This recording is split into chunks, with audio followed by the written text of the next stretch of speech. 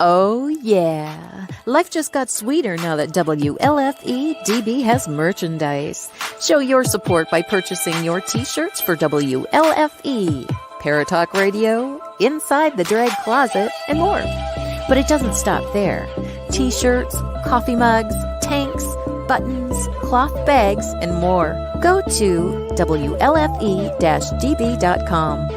On the top bar, click on the merchandise tab and bam! There you go. You got merch. Support the shows. WLFE-DB.com.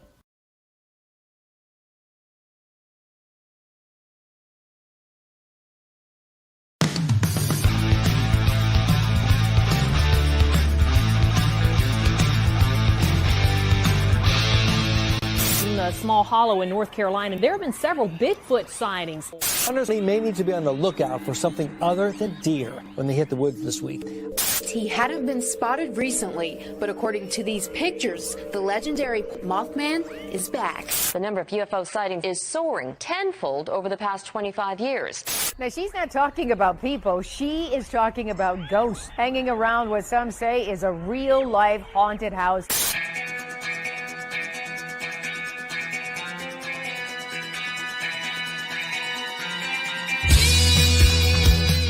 You're listening to Paratalk Radio with Ted Wolf and Psychic Cindy on Paratalkradio.com, a member of the WLFE digital broadcast family.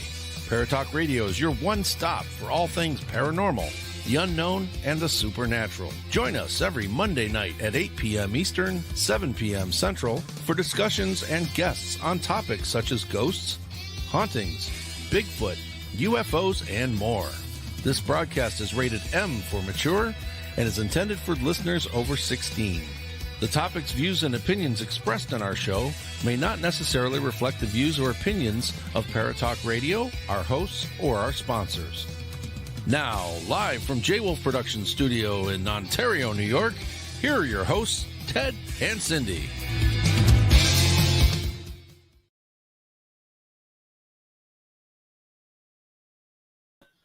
Ta-da! I popped right in there. Didn't you see that? I popped right in. Black screen, then to me. All right, so a couple things. One, Cindy's late. Not sure where she is. I haven't heard from her. But if she's late, usually she tells me, so she must be at her job still. It must have ran over, so that's why she's not here yet. But you guys know Cindy. She'll be popping in as soon as she's able to. So real quick, we're just going to say hello to Eric, hello to Robert White, hello, Rob and Joan. Thank you so much for joining us here tonight. Hi, Barry. Tonight, look at no mustache. I accidentally shaved one side off, and now the other side's gone. Sucks. So, all right. So, tonight we're going to kind of continue on with our whole UFO series that we've been doing. If you remember last week, we had two other members of Mufon with us as well. Hello, Chanel. Hello again. Love you too. So nice to see everybody popping in here. And tonight we have another gentleman from Mufon. It's Mr. Mike Panicello. And he is going to answer some questions and tell us some stuff what's happening in his corner of the world as well. And I just wanted to put out that I watched a video with the past three presidents, and where they have all brought up the fact that they wanted to do this outer space, for us have a base outside the Earth's atmosphere. Because of UFOs. And I don't know how true that is, but we do know that President Trump at one time did say that that was one thing that he was really interested in, was making sure that we had some type of space force or something out there. And I'm just not sure how that would go, but, it is what it is.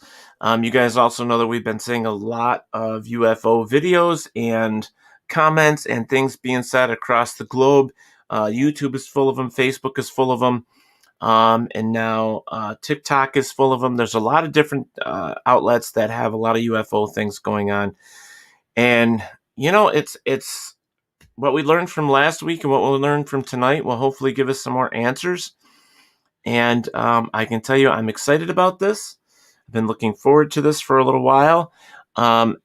Everybody, I see that you're in the chat room, but unless you actually post a comment, I don't know you're here to say hi to.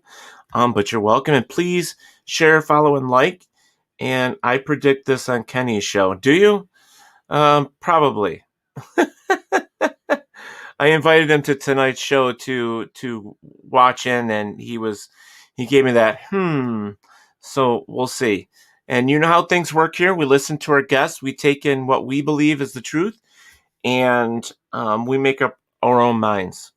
And that's what we like to do here at Paratalk Radio, is bring you as much information as possible for you to decide what your truths are when it comes to it.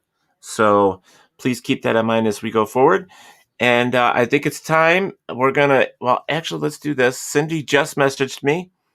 She says, sorry, I'm coming. Technical difficulties. Not sure what's going on, but she's trying to get in. So we'll see what happens. She must have something going on her side. All right. So tonight, like I said, we're gonna sit down with Mike. And he is the director of Mufon Conneticut.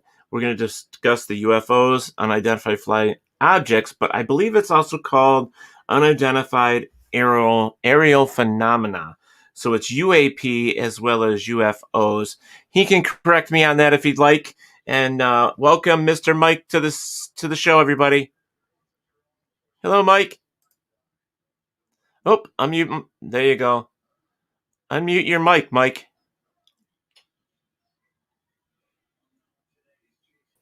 There you go. Thank you for having me on. I appreciate it. Sorry about that. Thank you. I mean, we've been doing, the last few weeks, we've been doing UFO information. Hello, Brett. We're trying to, there's a lot of stuff in the news, you know what I mean? Not just like TV news, but on social media about UFOs, lately. It seems to be mainstream right now. It's great. It's nice to see it actually taking a front row in mainstream media instead of being relegated to the fringe sciences and ridiculed. Mostly what mainstream media has done to us is just mock us and make fun of us. So it's nice that they're actually taking us seriously. Right.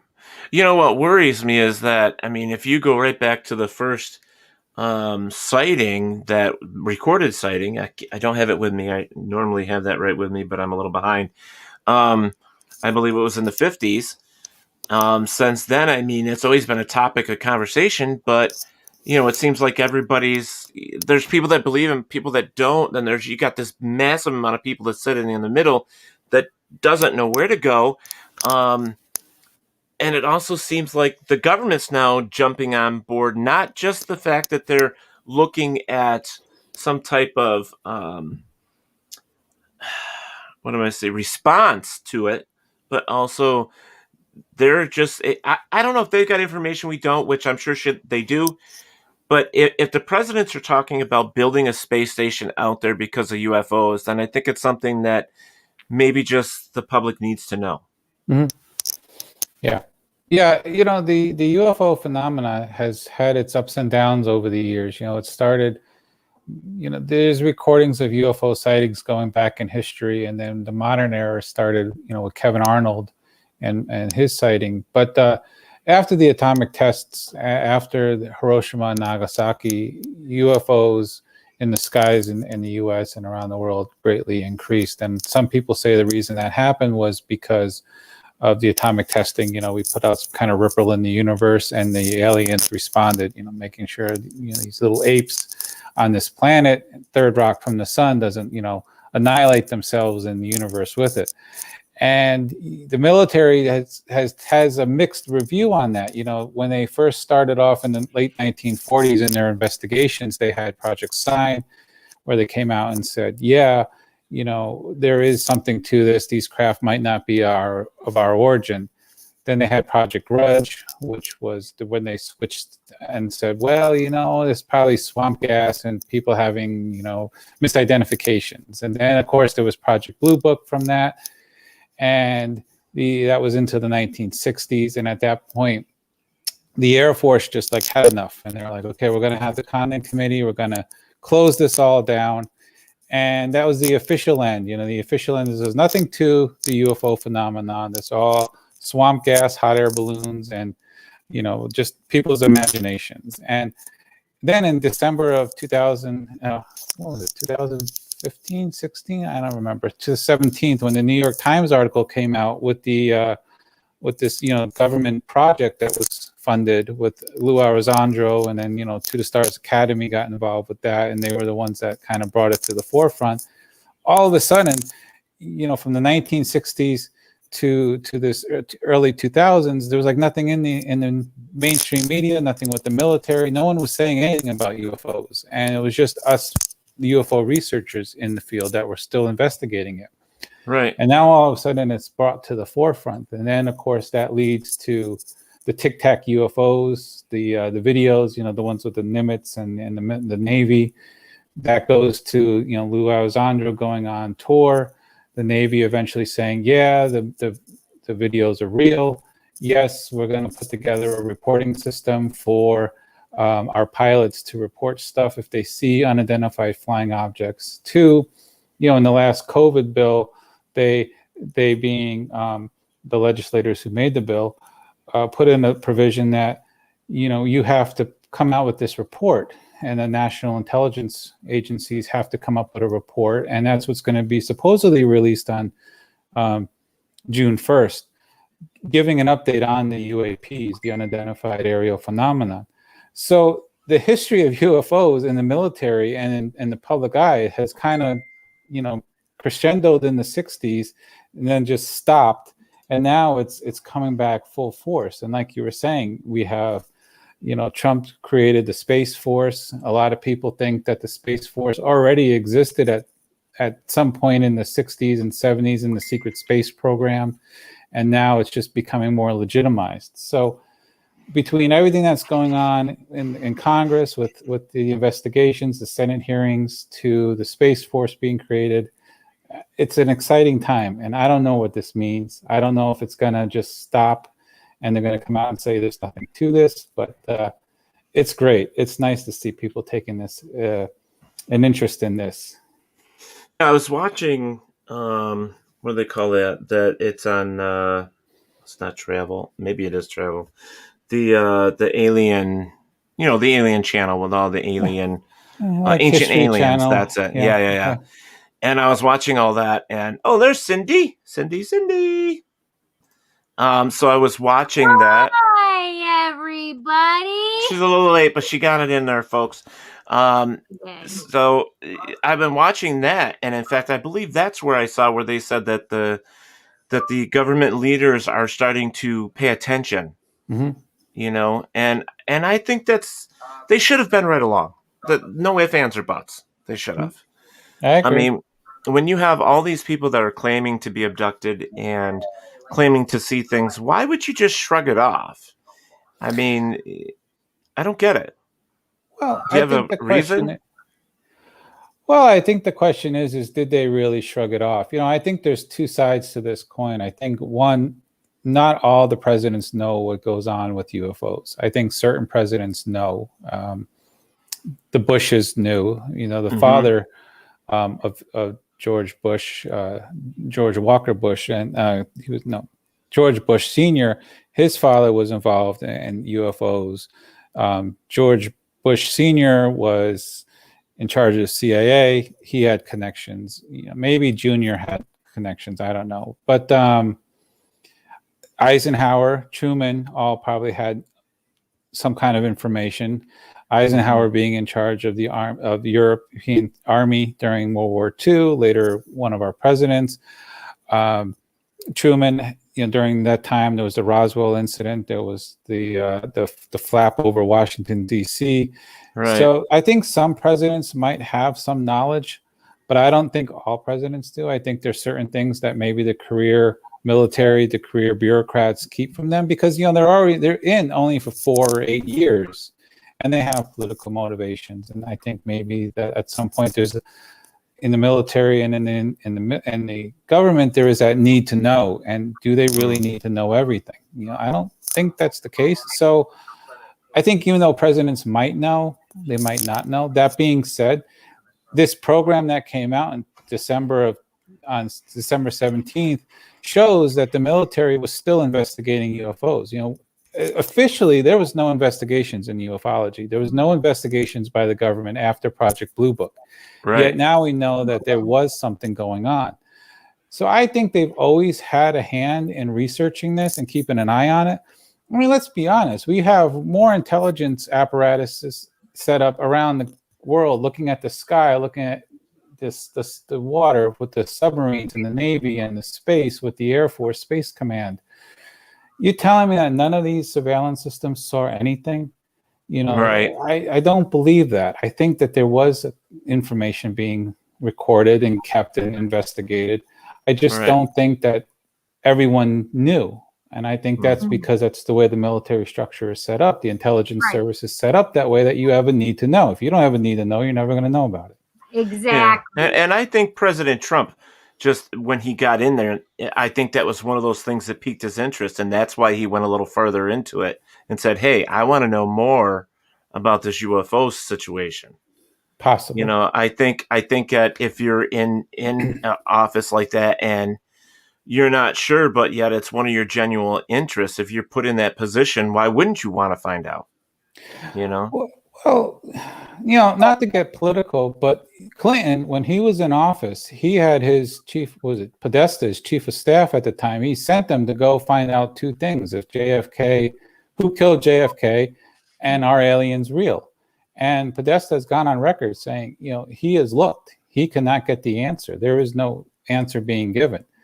Now, could that be because of politics? One's a Republican, one's a Democrat. I don't know. But I don't know. Maybe Trump knew a little more because that's why Trump was involved in the Space Force. Maybe it was time to create a Space Force, and the powers that be said, you got to know a little bit more about this because we need to have this Space Force. We need something out there to defend not just us from other countries in the world, but something outside of our world. So again, there's a need to know. Maybe he needed to know a little more. Yeah, and I think that's I don't know. I think that was a big step. I think that's something that we should have. I don't agree with everything that our president at that time said, but at that point, I mean, I did like that interest that he had, because I think when you're in the paranormal, whether it be ufology or cryptozoology or whatever, I mean, the whole basis here of being a paranormal investigator is about the unknown. Mm-hmm. And then with the stories that come around, like UFOs, abductions, somebody seeing an alien, or Mothman, or Bigfoot, or ghosts, or whatever, it all falls within the same realm. And I think that when the word is used, whether it be paranormal or the unknown, people like myself and Cindy, of course, just our ears perk up and we're like, hey, we want to know more. We just don't want to sit here and say, okay, we're going to take your word for it, because that's not how it works. We need that's more. That's not how it works with Teddy and I. Right. Cindy, my mustache is gone. Oh my gosh, it is. Yeah. You look a little Amish. I'm just saying. Amish? Yeah. Okay, everybody kept telling me, oh, you look younger. I don't know. You look kind of Amish to me. Mm.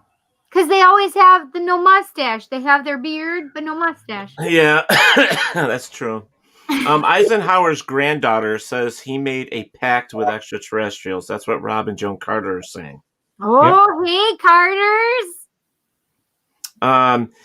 Eric Harrison says, what's sad is we know more about space than we do our own oceans.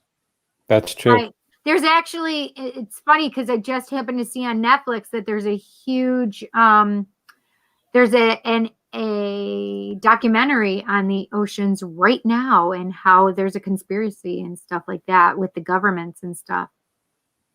I'm just wondering why. I mean, we've always said, Cindy, and right from your beginning and 3 years ago, that we've always said, hey, we haven't even, been to the bottom of our own oceans to see what's there. Exactly. Why are we involved in other things? But, I think there's Mr. Steve Berry. He's blocked from Facebook, so he had to get over on YouTube. So, wait, why is he blocked? oh, he must have said something political. Oh, he's in Facebook jail. That's what. Yeah, he says he's a refugee from Facebook. So, anyways, Barry March says that is true. Everything that we're talking about at this point. Eric says mustache is considered vanity in Amish culture. Wait. Say that if you have a mustache is considered vanity in Amish culture. Well, thank goodness I don't have one. Well, I'm not Amish. The only reason that happened was because I was trying to trim it up and one side fell off. I was wondering if there was an accident that occurred. Or as my autistic godson says, did your mustache just get up and crawl away? Like, yep, it did. So anyways. So funny. Cindy? Mike, Cindy. Hi, Mike. How are you? I'm well, thanks. How are you? I'm well, thank you. Better now that I actually got my computer up and running. I was not a happy camper a few minutes ago, though. Barry March says, we have only spent a few minutes in the bottom of the Mariana Trench, the deepest trench on the planet Earth, with a small, deep diving sub back in the 1960s. Yeah. So, I mean, a lot of this stuff you can look up, but like with Ancient Aliens, I tend to, when there's nothing else on, I tend to watch that and try and pull some information. And I wonder, do you guys watch that stuff too? I mean, from MUFON, do you watch their information? I mean, I know you guys probably have a lot of sightings and a lot of other stuff that come in, but it seems that those guys on Ancient Aliens have their shit together. I mean, honestly. No, well, there's a lot to it. I mean, there's things that we can't build today. We can't build a pyramid today. I don't care what anyone says. The technology to do that is, I don't think we could do it. Maybe we could if you put a lot of money into it, but I don't see it. And then, aligning the Stonehenges. How do you do that? Pumapuku, I believe they didn't have wheels, so how do they move those big boulders? When you look at the cuts in the rocks of Pumapuku, they look like they're cut by a laser saw or a diamond tip saw. These people did not have that. And you're telling me that they sat there manually carved out the rocks? It just doesn't make any sense. It's never made any sense to me either. Especially with the precision that they had in making these blocks. Yeah. Mr. Robert White says, and slave labor laws prevent making pyramids. Well, there's that. You definitely have to pay a lot of money in wages. Mr. Eric Harrison says, I really think there was some lost knowledge somewhere down the line. Probably thought it was too dangerous to let people know what they knew back in the day. Yeah. Well, there's the Coral Castle. I think that's what it's called down in Florida. And that person, no one ever really knew how he did it, but when asked, he was always cryptic in his answers, and he said he used ancient technology. Some witnesses that saw him indirectly at night said that he made the coral levitate. And there was one guy that built that massive thing. I mean, you can go down there. I forget where it is in Florida, but it's massive. There's the corals are tons. We're talking not hundreds of pounds, but tons. And you're telling me one old man did all this?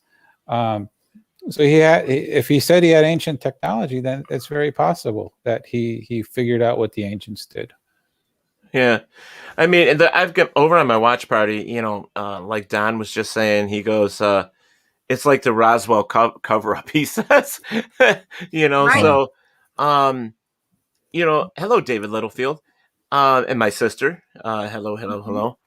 It does amaze me because, I don't know how many people watched it, but when Stargate came out, I love that series, that whole thing, because it was interesting how they, in their mind, they put it to where the aliens were the ones that put us on this planet, first off, and they were the ones that said, hey, how their spaceships could fit over top of the pyramids because that was their way to get, out of their ship and into the land and all that other stuff. So I don't know. I mean, a lot of that stuff is very interesting to me, but the bottom line is, what do you tell people? Like, I don't know how many phone calls you get or how many reports you get in Cincinnati. I have no idea, or Connecticut. Sorry. But I don't know how many you get. But, I live in the middle of nowhere, and I get people telling me UFO stories. Mm-hmm. At least one a month. Yeah.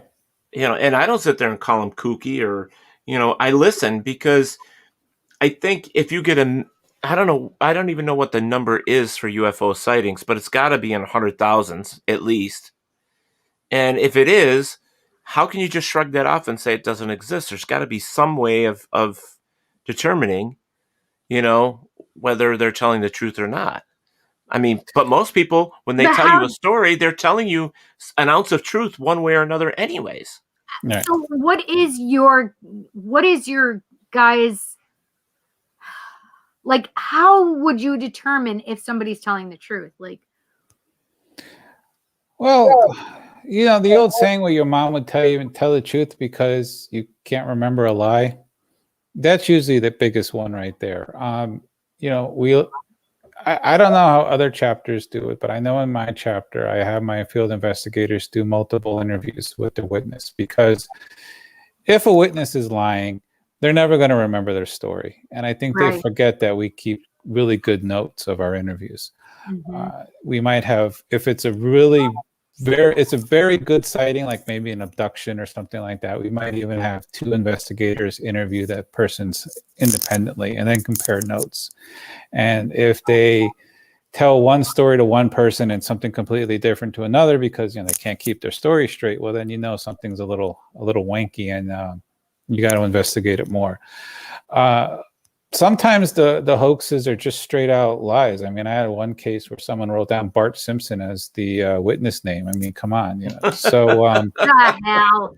Yeah. So, I mean, there's those that just come right out and say absolutely outrageous Outlandish things. Mm-hmm. But mostly, I would say 99% of the cases we get, the witnesses are genuine. They're honest. They truly believe what they saw. They want to report it because of either they just want to get it off their head. It's something that's traumatic, or it's something that is mesmerized them, and they just want to tell someone that will believe them.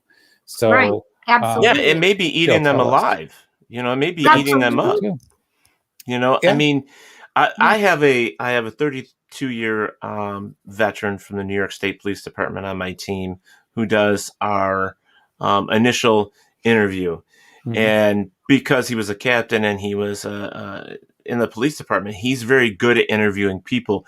And he'll ask them the same question 10 times just to see if they change their story. And he'll always say to me, think about when they interrogate somebody on TV in a movie. Mm-hmm. They continuously ask them the same question to see if they change their story. And he goes, if they're changing their story, then something isn't right. If they're continuously stuck on the same thing over and over and over, but. Well, then I just have to say one thing. Why do they keep asking? If there's a person that continuously says they're innocent and they keep asking the same question and then say, well, what if you were they turn it around and say, okay, well, what would the scenario be if you had done this? Yeah. And then they come making stuff up, and then they try and charge him for murder. You know what I mean? So it is still TV, but I think the general possibility is if they're telling the truth, they're going to stick with their story. They're not gonna waver from it. I don't think. That's my opinion. No, that's the case, and that's usually why you want to interview them sooner rather than later. One of the things that often happens is you interview a witness, and then if you go back 3-4 weeks later, they might add stuff. Now the question is do they add stuff because they recall stuff, or are they adding stuff because now their imagination is getting carried away and they're putting stuff in to the story? It might be that it's they see a white light and all of a sudden 3 weeks later they say, oh, it was a green and yellow light, or purple light or something. And so that's what you got to be careful of, and that's why it's important to interview them as quickly as possible after they make the sighting report, and do multiple interviews, because like your captain was saying, you don't remember your lies. That's why your mom always said tell the truth, because eventually you'll get caught. Right. And I think too it's like with him, because he's been in the field for so long, he's used to interviewing people. He just knows the telltale signs, the little things that people do, but even if none of that was in play, if you heard a story from somebody, you at least have to give them 50% of that is accurate until you know different, right? You don't go in believing that the witness is lying to you. I mean, that you can't be that jaded. Otherwise, there's no point in being in this field. Right. But you want to go in with an open mind. You just go in and listen to the story. I think one of the things that it's good about our chapter and and MUFON in general with our field investigators is that, we don't go in saying everything is a UFO. We go in saying, okay, you saw a sighting. Let's figure out what this is. It might be an IFO. Most likely it's an IFO. I would say 90% of the stuff in the sky is man-made, which would probably equal 90% of the cases that come in are man-made. Of that, 10% is probably unknown. And of that 10%, maybe 5% of that is classified objects, things that the government is working on. We'll never know what they are. And of that, the last 5% is truly maybe extraterrestrial. But you go in with an open mind. You see patterns. One of the big things, one of the things I always tell my investigators is that you look for the patterns. What are they telling you? Are they telling you it's a triangle? Is they telling you it's black? Is it telling you that there's three like white lights in either corner of the triangle? Is there a red light underneath? That's a common triangle sighting. Are they telling you that the orbs are orange, or they blue? Those are common colors for orb sightings. Look at the patterns. Where in Connecticut, we look at where are they. We have a lot of sightings of triangles along the Connecticut-New York border. We have a lot of orb sightings along the shoreline. In the summertime, we call it like orb season, because a lot of people along the beach, well, prior to COVID, when they had parties, used to do sky lanterns. They used to release sky lanterns into the night sky, and they would float along the beach or the town, and people would say, "Oh my God, that's an orb." Well, it's a sky lantern. So you look for patterns. You look for times of the year. Is Godzilla going off? Mm-hmm. Why is it going off? It was on my phone. I thought I turned it down. I thought it was your Godzilla figure behind you. Oh, no. I got a couple more questions because you brought up a couple things. One is, can you tell, like, in the beginning I was saying there was UFOs, which is unidentified flying objects, and then there now's the unidentified aerial phenomena? Aerial phenomena. Now, what is the IFO that you just said? What is that? Identified flying objects. So it'll be something like okay. I thought so, but I wasn't sure. I just want to make sure that people understand, because some of them are, in the chat room so they understand, and also because we're on an audio outlet as well as video, so they can't always hear, or understand what we're talking about. So the other thing was, you said orange orbs. Now that I have a question,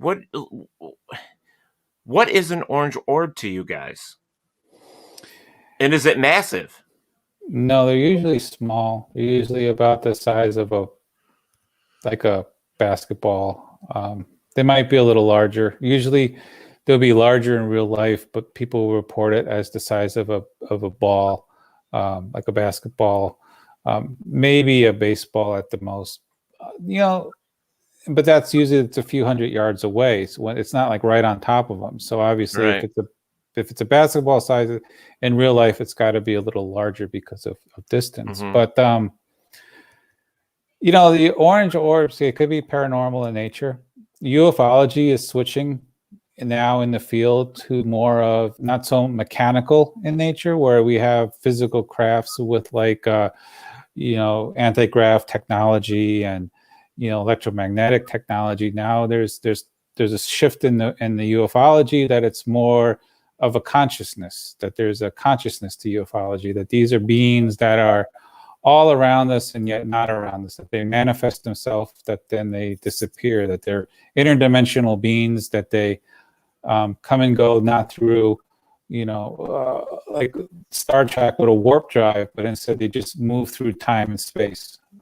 So they Cindy's could do gonna love something like that. Yeah. I said Cindy's gonna love that. Yeah. She loves Can I ask Mike? Go ahead. He knows exactly what I'm going to ask you. Yep. So, do you think, Mike? Yeah. We have a running bet between us, basically. No, we're not betting anything, but it's just a. Not really, but it's kind of. Especially when it comes to other people. Yeah. Their thoughts. What sprint, are America. your thoughts on Bigfoot? Like, do you think he exists? And if so, do you think he's alien or has alien connections? Or what do you think about that? So the MUFON Field Investigator Manual lists Bigfoot as an alien. It's listed as one of the aliens. And there's a lot of Bigfoot sightings that I've read about have Bigfoot, and then there's usually a UFO sighting around there, around wherever the Bigfoot is. I personally think that Bigfoot is probably an interdimensional being. I think that yeah. How do you think that he would get around? I give up. Well, I mean, so some of the sightings reports I read about of Bigfoot say that people will be following the Bigfoot tracks for a couple hundred yards, maybe a couple, maybe a mile. I don't know. Depends on the thing. But then they just stop. They just stop right there. Like, where do they go? And I think at that point, he or it or she or whatever the Bigfoot is, at that point they walk through a portal. Boom! Drop the mic. Whatever. So this is something that I have actually picked up on literally through Spirit talking to me, and they have talked to me about Bigfoot being either alien or having alien connectivity, using portals and being interdimensional. And this guy right here hates it and disagrees with me completely. However, you MUFON guys and a lot of UFO guys I'm with agree Cindy. me. I'm glad I agree with you, Cindy. Thanks, Mike. On that note, we'll take 20 breaks now. Anyways. No, stop it. I think what it is with me, to be honest with you, Mike, is I really truly believe that if Bigfoot exists, I think he would be more of an animal, not an alien. That's my belief. But who knows? We don't know. This is all pure speculation. Well, an alien doesn't necessarily have to be a little green person or a little gray person. It could be a beast. Exactly. Yeah. Why couldn't it be animals from other dimensions? Why couldn't it be? Yeah. Petty, I think your phone just wants to disobey you. I know, I think so too. But I like Steve Barry's comment. Like popcorn. I love that comment. In fact, like Barry, I'm gonna steal that from you. I'm gonna make it a T-shirt. Oh my God, that's hysterical. Yeah, kind of like Bigfoot chasing, like Reese's Pieces, but it'll be Bigfoot chasing little gray aliens. I'll probably get abducted now after that, but whatever. Do you see what Brian Parker says? You got to put that one up. Brian Parker. What if Bigfoot lies, Cindy? Well, first of all, Bigfoot that's talking to me. It's my guides, my belief system, right? It's that's who it is. If there's big feet, they are a Darwin twin. Kong could be a Bigfoot. Yeah. What I think is funny about all this is that no matter what we sit here and we talk about with this, we'll never ever know 100% of what the government says. Even though right from the beginning, like what you said, Mike, when they released like parts of, now folks, I want to kind of explain this to you. When they released parts of Project Blue Book, take a piece of paper and have a whole bunch of, type stuff on it and then black out 90% of it. And that's what you got. That was their Project Black Book. And well, they black it out because those are things that are discretionary, right? Those are the things that we do not need to know because it's for the betterment of us. Yeah. So Yeah. they must be kept secret. And that's why it took the government so long to say we're looking into the UFO thing, because they don't want mass hysteria. They don't want people going nuts. Do you actually think after 50 or 65 years of lying to us about it, and a million of them have been seen or whatever? I mean, do you really think we're going to go nuts over it now? No. I think more people went nuts over COVID than they would over UFOs. Well, it's been proven, right? I mean, the whole thing came out with, holy shit balls, there are aliens among us, and everybody's like, oh my God, what's going on with COVID? Not like, holy shit, the government just came out and said that they believe in aliens and they've been following them. And hey, the airport, the naval airport pilots, they're sitting here telling us that they've witnessed some of these things. Did we hear about it? Was it like front page news? No, it was like squeaked by, because it was like they had to have all of the bullshit out in front, right? All of the lies or what the fake news, right? Right. Yeah. And that's what killed me about the whole thing, because it was like, what, 3 or 4 months into the COVID pandemic, they released it and said, hey, yes, the government is working on the UFO thing. They are doing research. They are doing this and that. Mm-hmm. And then people weren't paying attention because we brought it to the show. We're like, why is nobody saying anything? Yeah, we literally, I'm like, how come nobody's noticing? Right. Why isn't anybody talking about it is what I wanted to know. Why isn't anybody talking about this? Yeah, it's just I didn't understand. I think the reason might be that they've been desensitized to it. The reason that the government quotes as why they didn't go into Roswell, why they didn't talk about aliens being a possibility in the past, was because the government funded a study by the Rand Corporation to look at what would happen if you were to disclose aliens existed, if they were here among us or in the universe. And the report, you can find it on the internet. It's been declassified. I think you can even get it on the Rand website. Basically said that society would break down. Governments wouldn't be able to control the people. Organized religions would go into a panic, so on and so forth. And they use that as a reason to keep the people suppressed. And then they point to the old War of the Worlds radio broadcasts, where the United States has a spaz effect for like a couple of days, thinking that the Martians were going to invade us. And they were like, okay, they being the government was like, oh no, we're not gonna release anything. But a lot of people in the field of ufology believe that there has been slow disclosure in the form of Hollywood, such as Stargate, for example. Stargate has a lot of the themes that are in ufology. Stargates, the Egyptians having advanced technology, humans being around in the world and in the universe, gray aliens existing, the secret space program. If you remember the later shows in Stargate, they had their own ships. Then you have like Independence Day. There's a lot. The number of sci-fi movies talking about aliens are numerous. So now our kids basically have grown up with aliens being part of our daily lives. I mean, they're in cartoons, they're in comic books, they're in anything, even toys. So I think we're just desensitized. I think that the reason no one cares, is, to be honest with you, is that it's old news. We're just desensitized. That might be Robert White knows. Trevor just try and give him the flashy thing. I like this one too, where it says cats and dogs living together, mass hysteria. Mass hysteria. So here's Barry. Oh no, that's Robert. He says, and the fact they called it Stargate while there was a Stargate program already in existence. Men who stare at goats. There you go. I mean, the U.S.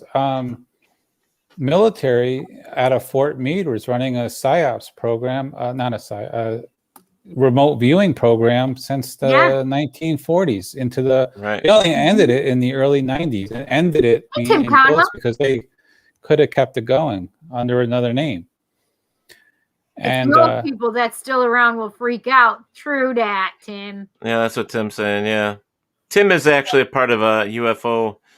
His father is Tom Conwell, that has written several books on UFOs. What? See what Brian said. Yeah. Yeah, Brian says, knowing the government lies, people won't believe disclosure. I mean, well, we have a hard time with disclosure because when they do disclose stuff, they're still blacking out 90% of it anyway. So what are you disclosing to us? Yeah. What's actually in the document is what we want to know. Yeah. I mean, they just... come on, guys. I mean, with everything that's ever been said that we see on... Now, this is something else, and it just kind of pushed this other comment out of the way, is that when people know things, hey, Don, they just tend to take it and put it in other like facets of life. Like if a director from a movie saw something strange and he just happens to be making a movie that kind of has that in it, he's going to throw it in the movie. You know, it's like sometimes they take the information that they find or they get and they just make it limelight stuff. And so whether it's, UFOs, Bigfoot, what's that stupid Bloody Mary or whatever, when like the kid standing in front of the mirror is going Bloody Mary, Bloody Mary, Bloody Mary. Bloody Mary one. I mean, and they make movies out of this stuff because somewhere somebody has said something. And so they take it and they run with it and they make it bigger. And just remember, like we always say here, in every story there's an ounce of truth. So even if the government lies, which we know they do because of their reasons, we do know that at least one thing, they're hiding something. Yeah. Okay? That's the bottom line with it. If anything else, that the only thing that we can take out of is that they're not giving us everything. That means they're hiding something. So we automatically, being thinking animals, say, well, if they're hiding something, then it must be true.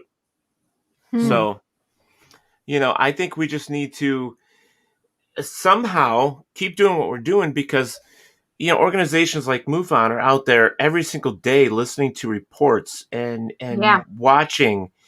And is Mufon the largest? It is the largest organization for... Still currently the largest and the oldest organization for ufology.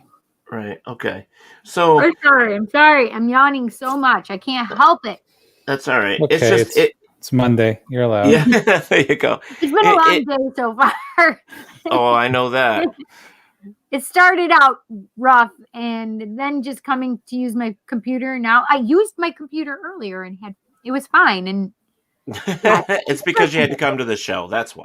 It's because earlier it's just been a technical difficulty kind of day. Like that's weird. My printer ran out of toner as I needed to print a 80 page document, and then I had to go and get it. But my computer was fine. But then I had to come back here, and my computer didn't want to turn on. Whatever. All right, so here we're gonna go back here to what is this? Hi, Tom. Area 51 is a squirrel. It's there to distract the bloodhounds. Okay. It's for the ADD people, ADHD. Yeah. Brian Parker says Hollywood. Hollywood. Steve Berry is saying science fiction of the past equals science discovery of tomorrow. That was interesting. Steve also says SETI rocks. This one's for you, Cindy, personally. Cindy, it's because they didn't want you on here. Listen, I was contemplating whether that was true. Oh, wait a minute. I forgot one. User error. It says that's from Tim to you, Cindy. Soldiers return truth in the documents to protect themselves and their careers. There happens in Iraq, I will take it to my grave and I will never be in report. Dolphins will deliberately provoke pufferfish so they'll inflate and can then be used as ball to play their games. Nice. Not all Nice. a-holes are human. Yeah. Nice. Hello, Patricia. So Patricia! that's Mr. Dom's mother.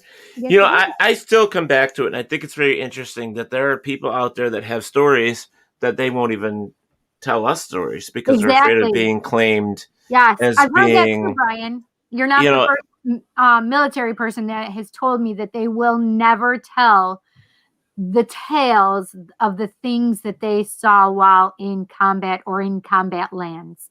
yeah, and see, that's a common thing, but that's just like with Yeah. people that have seen UFOs. They keep it to themselves because they don't want to be, you know, ridiculed and called certain names because of what they've seen. But it's not any Yeah. different than these people we see in the investigations that we do with the paranormal, which is more of the haunting side and ghosts and stuff. We get that on a regular basis. They're Right. afraid to call. They don't want to give a report. They're not sure, you know, how they're going to be ridiculed or whatever. So I think it's time, though. It's 2021. I think it's time. I think it's time for us to start learning more about all this stuff instead of just letting it sit there and hide in government hands. I think the government needs to be a little more, you know, transparent for the people because we're ready to handle it. I think we really are. And if any of the stories are true, Mike, I mean, we're told that there are aliens walking around on our planet now. That's true. You know, with the breeding and everything else that has happened. I mean, we just talked with Bob Long and those guys last weekend, and they've been doing the research for like 40 something years. So it's like they too, you know, were a part of MUFON at one point, and they understand that there are people that are scared, but there's also people that want to tell their story. We have a You question know. in here for Mike. Okay. Robin Joan Carter. Yep. What do you think of Oumuamua? I don't know how to pronounce it. I think we'll have to see what the I love you research. too, Steve. You crack me up, man. Yeah, I'm not sure what that even means. What's that? I don't know. It's a place, I think, right? Isn't it that rock that was in space? Probably. I've come to bargain. Let me see. Are you looking it up, Cindy? I'm gonna look it up too. Okay, you look it up then. Yep. You think in space? Yep, it came right up. All right. It's a comet. Oumuamua is the first known interstellar object detected passing through the solar system. Yeah. Formerly designated 1L 2017 U1.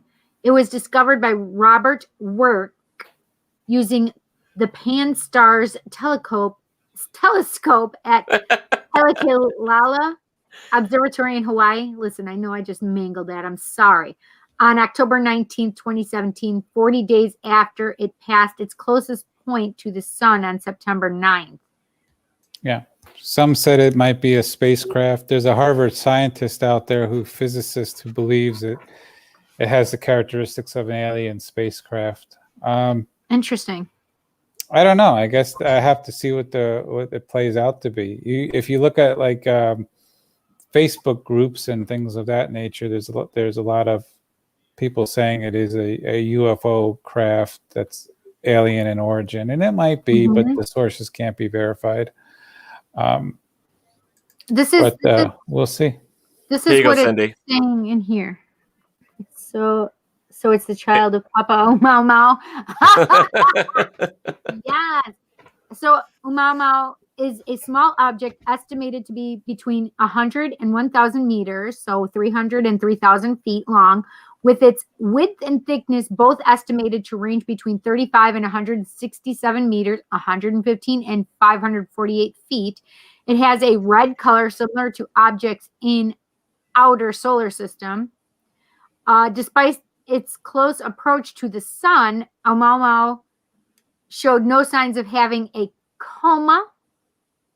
I don't know if it's coma or comma. It doesn't seem like comma should be right, but having a coma, but did exhibit non-gravitational acceleration. Nonetheless, the object could be a remnant of disintegrated rogue comet or exocomet. according to NASA scientists. The object has a rotation rate similar to the average spin rate seen in solar system asteroids, but many valid models permit it to be more elongated than all but a few other natural bodies. While an unconsolidated object, rubble pile, would require to be of a density similar to rocky asteroids.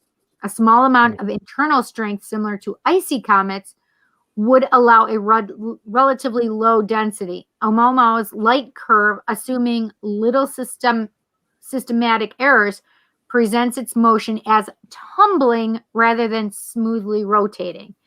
In moving sufficiently fast relative to the sun that it is likely of an extrasolar origin, extrapolated and without further deceleration. Oumuamou's path cannot be captured into a solar orbit, so it would eventually leave the solar system and continue into interstellar space. Oumuamou's planetary system of origin and the age of its excursion are unknown. It says that it's most likely a natural object. A small number of astronomers suggest that it could be a product of alien technology, but evidence in support of this hypothesis is weak. In March 2021, scientists presented a theory based on nitrogen ice that Oumuamou may be a piece of exoplanet similar to dwarf planet Pluto from beyond our solar system. Well, so either way, they're saying that it's just a big rock. That's what they're saying. They're saying that their beliefs are that it could be a big rock. However, there are a number of and minority thinking that it could be of alien nature. Yeah. According to where is it? The Carters, they said look up Dr. A.V. Loeb and see what he says, because apparently he wrote some information on it or a book on it or something. But that's something we'll look into later on. Yeah, that's something we can look into a little bit later. So its path dictates it has no sun, it rotates around. And Brian Parker says, so it's believed it's just the first discovered. Right. So, I kind of go with what Mike says. It's like we can't really... There is a rock stuck in the fart. Ha, ha, ha. We have to leave it until we can observe it more. I mean, we have to figure out... I mean, if it's going to be out there floating around, obviously with, our giant telescopes and everything else, we'll eventually be able to get a better picture of it somehow, hopefully. If not, we'll wait till it, comes back around in 100 years or something. So. Yeah, I mean, that the Carters were saying Dr. A.V. Loeb, or Avi Loeb, is the one who wrote about it, and that he's a Harvard astrophysicist. So yeah, that's what I mentioned. Is that the one that stopped being the astrophysicist at Harvard, or is he still at Harvard? Right. A lot of these people that have a title and they discover or they come across things like this, it's not uncommon that they leave their job or they're forced out because of their thoughts and opinions and stuff like that. Right. And there have been a lot of them. Especially, you would be surprised at the amount of Harvard professors that those kind of things have happened to. I mean, very, very knowledgeable, very intelligent. But if it goes against the grain, I mean, you could be ousted pretty quickly. Yeah. Yeah. Brian Parker says that it's gone. It's left the solar system. And Robin Jones says he's still at Harvard. Oh, good. Perfect. If he's a tenured professor, it's probably going to be hard to get rid of him. That's true. Which is why a lot of tenured professors then eventually go into UFO research, because they have the academic freedom to do what they want. No. It's a Nickelback who wants to be a star. Ha, ha, ha, ha, ha. So what do you think? Like, when did you first get into this, Mike? What was your reason for doing this? I got into it indirectly. Originally, I always liked military aircraft, and I've always liked classified military aircrafts and advanced technology. So like Area 51 stuff. And most of the documentaries at the time, even today, always go into reverse engineering of technology from aliens. And that kind of is what led me into ufology And then I was doing my own research on the secret space program, among all things, because I wanted to know the technology behind it. Mm-hmm. And I needed some leads, and I knew MUFON was an old organization that probably had a lot of connections. So I reached out to the state chapter that I was in, which was Connecticut, and they welcomed me in, and I joined. And then I figured, well, I'll become a field investigator, because if something's going to happen, they're the ones that are going to find it or be assigned to investigate it. Right. And the rest is history. I do have a question, though. Sure. Okay, are you from New York, though? Long Island? No, actually, my family is from New York. They still live in New York, but I live in Connecticut. Huh. That's interesting. Well, because I just kept feeling New York accent, rather not necessarily like the city, but I just felt more of a New York accent in your voice rather than You're absolutely right. Connecticut. They're from Queens and Flushing. They're still there as of even today. I got a big family down there. Go down there a lot, so I probably picked it up from them. Nice. Awesome. Yeah. Okay, so makes sense to me. all right, so it is now halfway through the show, so you know what time it is, folks. We have to run a real quick commercial. It's time to get your booty up and down. No, it's time for you to Okay, get up time and go to the bathroom and grab a drink and come back and finish watching. Yes, exactly. So, well, you still gotta get your butt cheeks moving no matter what. That's right. So, okay, everybody, don't go anywhere. We'll be right back. Paratalk Radio is a member of radio.com. Download the app, search Paratalk Radio. One word. That's it. Pretty easy peasy. Radio.com. WLFE DB Radio is on Spotify with all its great shows like Across the Pond, Inside the Drag Closet, Step into the Paranormal, Just Cindy, Where's My Sage, Unfiltered Talks with Bryce, Metal Mayhem ROC, Paratalk Radio, Real Talk with Dom, and more. So download the Spotify app today to stay connected to all your WLFE DB Radio shows. You've been listening to WLFE-DB.com, where our shows are your shows.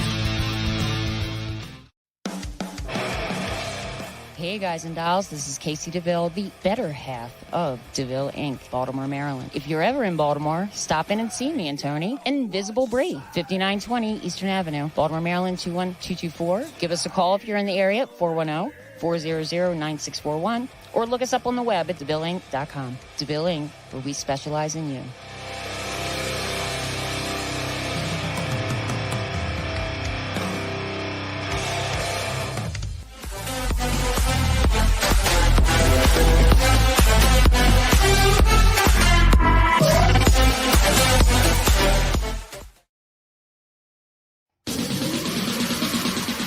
You're listening to WLFE DB Radio. Now, back to our program.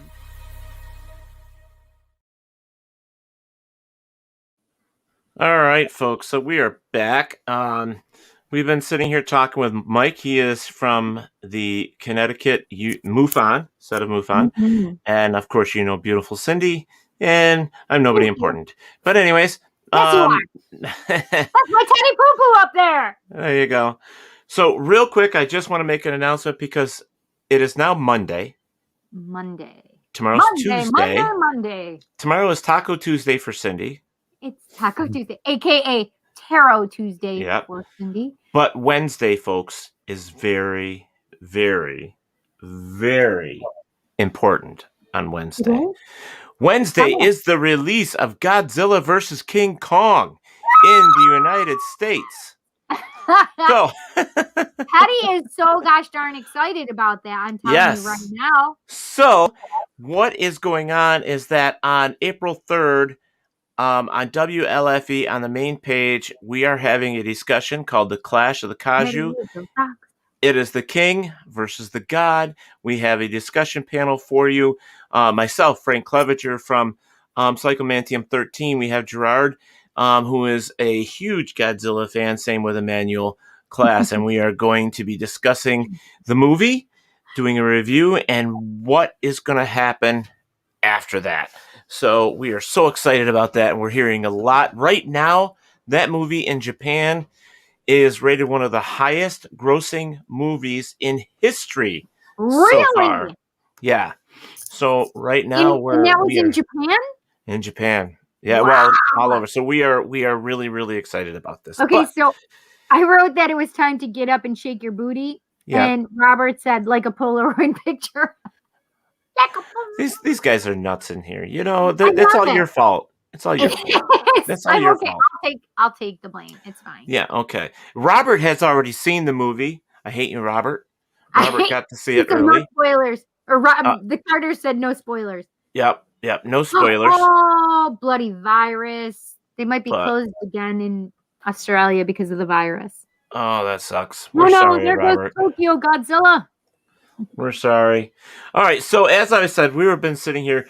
This is kind of like an ongoing thing with us for this month. We've been talking about UFOs. Yeah, we really and we have, and it's been very interesting so far. And really Mike is like the ending to this month's UFO thing. And so you guys get your questions together if you have anything that you think Mike can answer for you, because that would be great.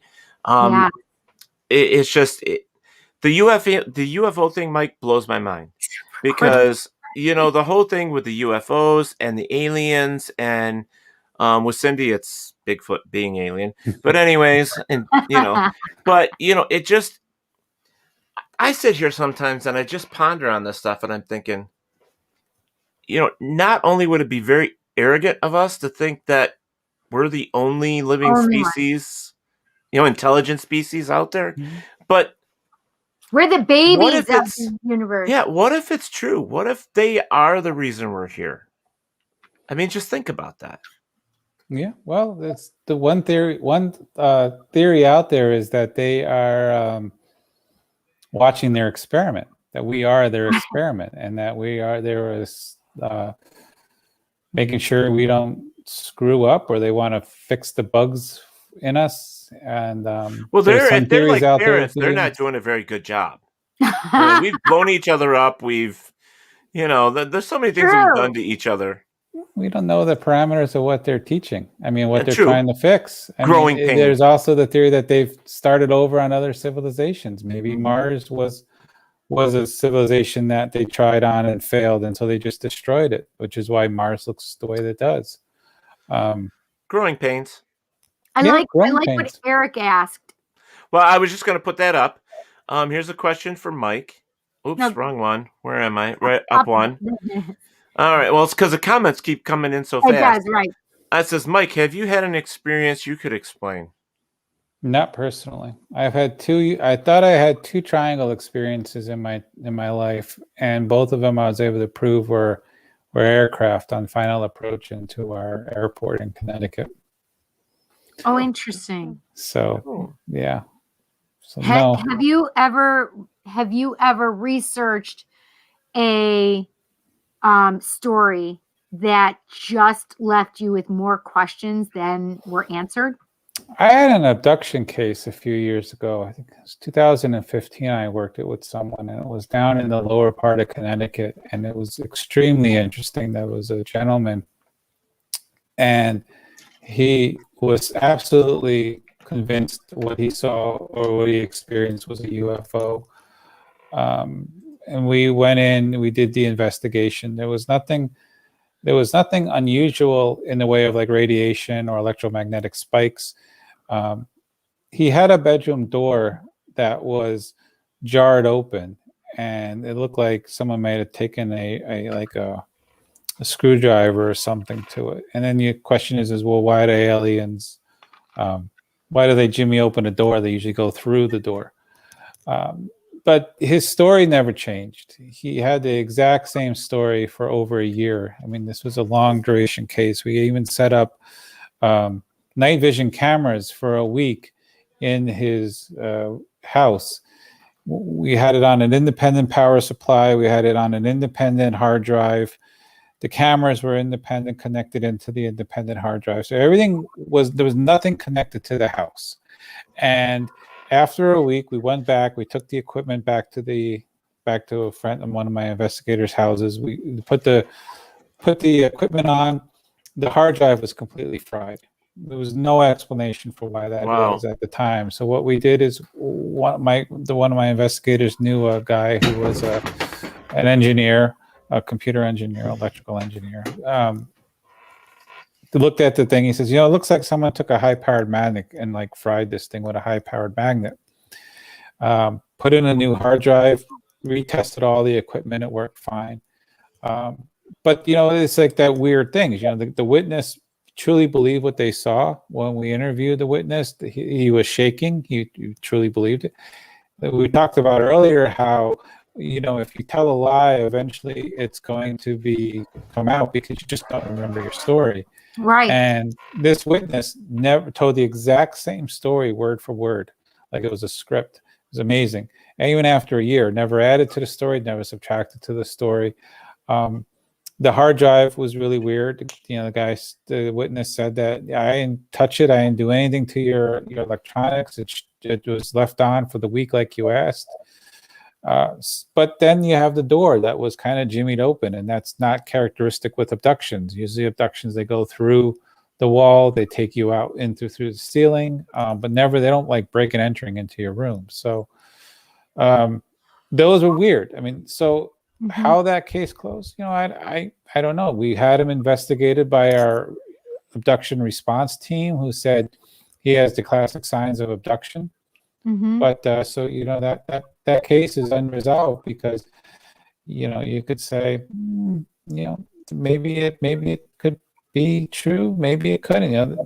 You can't explain the door. It could have been a hoax, but yet everything else made sense. He talked about a haze when he was being abducted, like a mist in the air, and that's common. Before. Teddy, did we hear this story before? I tell it a lot. So if you've seen any of my interviews, it's usually the one I bring up. I don't think I have. Unless it was on a TV show, but I don't really watch alien shows or anything. I literally am watching this in my mind because I swear I've heard about this before. Well, I can tell you. Did any of our guests talk about this before? I honestly don't doubt know. it. This is like I'm literally watching it in my head. That's the weird part. Well, I can say to you to this: the first thing that I would say is that if the door is jimmied and it looked like a screwdriver or something was used, it was taken off the hinges, right? The hinges were taken off and moved. Nope. No. Oh, so then this one may be different because it was literally the hinges. The things were taken out of the hinges and then opened that way. The hinges weren't taken off. It was the locking mechanism on the door that was jimmied open. Well, I just think that's kind of like a. No, there's two ways to look at this as far as I'm concerned. One, it may be a simple burglary that somebody was trying to break into the guy's house for some reason. Mm-hmm. The second one is even if it was the government doing something, I think they would have been a little more careful of damaging the lock or anything like that. So I don't know. And you're right, Mike, because all the stories that we've ever heard about alien abduction is they pass through walls or the ceiling. Mm-hmm. They're not not anything like that. So I don't know. That does sound fishy to me. But we have a question here for you, and then I'm going to ask a question that I've always wanted to ask that I never did. Sure. It says, where'd it go?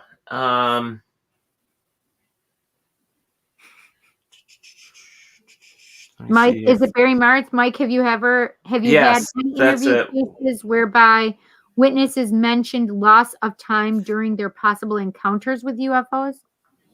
Yeah, so I had a couple of years ago, I had a case down in Colchester, Connecticut. It was a witness who. It started off. It didn't start off with the loss of time. What it started off with, it was a historical case. First of all, so that a lot of times people, like we were saying earlier, how people want to just get things off their chest. It's been weighing on them for a few years. So often what happens is 4, 5, 10, 20 years, whatever, they'll report the sighting just to get it off their chest. Mm-hmm. There's really not much you can do with a historical case because if 20 years go by, how are you going to investigate that? Right. I had a case that was only about 10 years back. So I went down and I interviewed the witness with another field investigator. It was an object in the sky. It was a traditional flying saucer. It was now behind the guy's property had like a little lake area. So, water, flying saucer, a lot of times waters and flying saucers go hand in hand. I don't really know why. Maybe they used the water for the hydrogen. I don't know, but it was there. When we were walking out to the pond to take a look at the water landing, or where he saw this craft in the water, he was talking about how at the time the sighting came in. The sighting happened in the it was like 89 or 91. I can't remember off the top of my head. He went down, he got freaked out, which you can imagine. You see this UFO. He called the local state trooper, and the state trooper came, and he was like, I got this thing. What am I going to do? So the state trooper and the witness both went down, and they were looking at this craft. Now, both of them, according to this one witness, said that they were only there for like 10 minutes. When they go back, the witness leaves. The state trooper goes back to his car. The state trooper goes on the radio and is like, "Hey, I'm back in my car." The dispatcher, according to the witness, says, "Where have you been? It's been like 2 hours. You've been off the radio for 2 hours." The witness eventually goes back to his house. His wife says, "Where have you been? The television is different. It's the evening shows are on now, the news and stuff. It's been 2 hours." So they thought it was 10 minutes, 2 hours have gone by. We tried to verify this story. We tracked down the retired trooper, but the trooper doesn't want to talk to us, which is fine. We sent the trooper phone calls, a registered letter and stuff, trying to get their side of the story, but we just can't. The records for the radio call are probably buried in the state archives. We can't get those. So there's no way to verify the other side of the story. But if it's true, it's like 2 hours of missing time when they only thought they were gone for like 10 minutes. So that's kind of interesting. But we can't verify it, and it's only one person's word against, just one person's story. Right. But it's interesting. That's definitely interesting, and that's the stuff like. But I think isn't that kind of typical? Is where what you're hearing. If there's more than one person, of course, you may not be able to verify, but isn't that the case though? The stories that you get, you can't verify the majority of them anyways? Yes and no. So the one thing you got to remember is that MUFON is a public organization. We don't have subpoena power. We're not law enforcement. There's only so much we can do, and we have to work within public records and public information. Tracking aircraft is great. There's a lot of apps out there, going through the list where you can see where planes are, and they have the history of where planes are in our skies. You can see planes in real time. There's websites where you can go that ham radio operators recall. They record air traffic controls, and then they post them on a website. So you can get tower logs. You can get through Freedom of Information requests. You can get audio either by online sources, or you can do a Freedom of Information request. You can call up local police and ask them if they have stuff in their log, if someone called in something that night, which we do.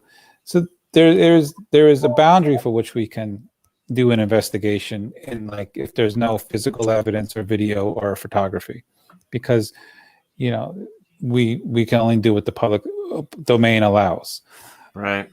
If that's why we often say, could you please take a photo, take a video, even if it's bad, we have the technology and to edit it, to be able to clean it up, not destroy the image itself or hoax the image, but to filter it out so that a blurry image can be a little more unpixelated. All of this we can do. We just need the information. So yes, you're right. There are some where we can definitely prove that, this is what you probably saw. But we always leave it as probably, because based on the information we have, this is most likely what you got. it's never 100%. This is what you saw. For that very reason, there's sources we just don't have access to as civilians. Here's a comment by Eric. He says, which would explain a lot of experiences people have. They're curious as to how things were done back when they probed people to get readouts on what they used to be and what they ate and their chemical makeup was at that point. I'm not sure where that fit in that comment, but I don't know what that means. Yeah. Bramer says, I lost my internet connection after you answered, Mike. I'm back with my phone. So, yeah, he says he has had that, and that there was a loss of time. The two officers believed, the two people, hold on, Cindy. The two people believed that they were gone for 10 minutes, which actually was 2 hours. So, yes. Yeah, that's crazy. So, it was a continuation of previous comments that, sorry, Eric. Wasn't sure. Well, my question is this, because I don't think we've ever asked anybody this between Cindy and I, but how do you guys actually investigate? I mean, what tools do you use? You said something about EMF earlier. Yeah. So do you actually use EMF detectors and all that stuff? Mm-hmm. So if we have an abduction case, we will use a handheld EMF reader to see if there's higher. Like the K2? Yeah. There is. So the Earth has a baseline magnetic reading, and abductions or craft in the area sometimes will spike that. Yep, you can use that. Exactly that. We have one of those. We also use radiation detectors to see if there is some kind of radiation from a craft. For websites, we can use something like Flight Radar 24, AT, Air Traffic Control Live. We call local police or fire, sometimes town officials. There's a whole variety of craft. If we're tracking something that we think might have characteristics of a satellite observation, there's satellite tracking websites will tell you all of the current satellites that are visible from the night sky at your location at any time and date. So if it's a month or so back, you can look for that. If we think that the sighting sounds like a star, like I had one person, and we didn't argue over it, but they thought that they were looking at a space station, and it turned out they were looking at Venus. There's online sky charts. So there's all kinds of resources out there that we can use to begin an investigation, do an investigation, and come to some kind of conclusion that is based on the evidence was the most likely answer for what the witness saw. So I'm curious, so how often, I mean, when you call air traffic control or anything like that to find out if they had anything or a radar to see if there was an unidentified object, I mean, are they open to answering you guys, or are they still kind of air traffic control? You can so there's some websites on the internet where you can get recordings from ham radio operators. So a lot of ham radio operators will listen to the air bands and they record air traffic control, and they would then post that on the internet. So you can get that free on the internet. If you want air traffic control tapes or an air traffic control log, what you need to do is put in a Freedom of Information request with the FFA, which we've done. And then it takes a few weeks, and eventually they may or may not give it to you, or they'll give you part of it or all of it, depending on what they're asking for. But that's what we have do. Pretty good luck with them giving you all of the information you're requesting. I have. Yeah, that's good. Yeah, so Eric did put in there, would you use a radiation detecting device? And I think you said yes, right? Yeah, we do. Rob and Joan Carter. Rob is a retired air traffic controller. No, I didn't know that. I didn't know that. So I gotta ask, now that you volunteered him being an air traffic controller, how many times have he seen or heard things that weren't airplanes? Yeah, and is that something that's normal or comes up every so often? Well, we know that like the Naval Air Force and stuff like that, the naval pilots, they now will say if they've seen something and they can open it up and tell the public. But That's new. yeah, that is new. And that's definitely awesome. But what about other places? What else do you think would really help besides just the naval pilots? I mean, what Well, I else think would all help us? branches of the military. I think the Air Force, the Army, Air Force, yeah. definitely the Air Force, but the Marines. I think the other one should be commercial pilots, private pilots. There should be a way to report that. MUFON does have the ability to take a report from a pilot if they so choose to report to us. We have a form that we can give them and they can fill out that's a little more detailed for like a pilot would know how to answer. Oh, interesting. But I think that is would be really something. interesting. But I think that's really what we need. These people are in the sky all the time and they're trained to know what's in the sky. So who better as a witness than a pilot? So I think we should encourage them to report what they see. And we've heard that it's not just the skies out of our oceans as well. That's true. Yeah. I've definitely heard of things coming up out of the ocean, right? Right. Yeah, there's or a big going into the ocean. There's a big underwater UFO phenomena out there that we just don't know anything about. The military is involved with that, but that's something that has really not come to the surface. That no pun intended. But that was funny, actually. But I mean, there is a very large underwater UFO presence. We don't know what that is. Is there an alien base down there? We don't know. Is there something that's ours that's down there? Possibly. The technology to create an underwater base does exist. It's existed since the 60s. I'll bet you Hitler knew. Maybe. So, we should start having our submariners report stuff. But submarine service is a different animal. They're very classified. They're very compartmentalized. So I don't know if the military will let them talk about what they saw on their radar scopes or in sonar scopes in this case. So that's something that's going to have to probably come more from the Pentagon.